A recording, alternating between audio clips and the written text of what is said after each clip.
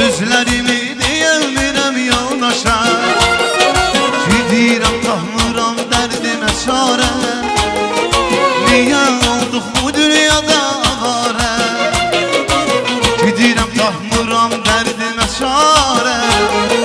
Niyə olduq bu dünyada avarə. Ana qardaş, ana yoldaş dünyada, balıqların şahı ölüb dəryada. Ana qardaş, ana yoldaş dünyada, balıqların şahı ölüb dəryada.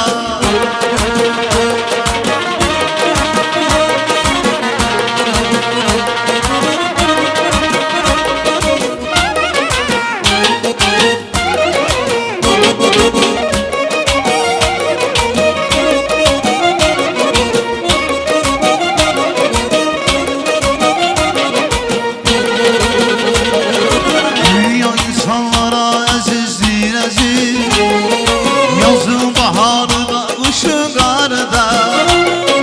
Dünya insanlara əzizdir əziz, yazın baharda, qışın qarda.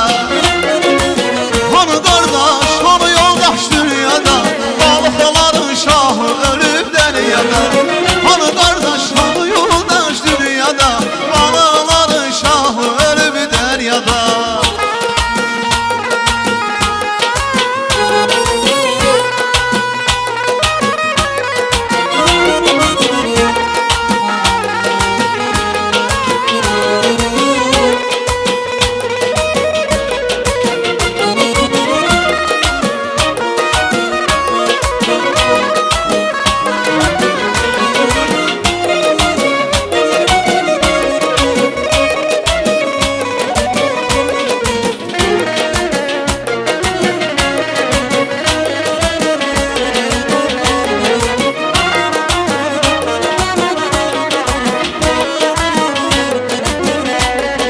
Dərdimi yazmışam divara daşa, sözlərimi deyəmirəm yoldaşa.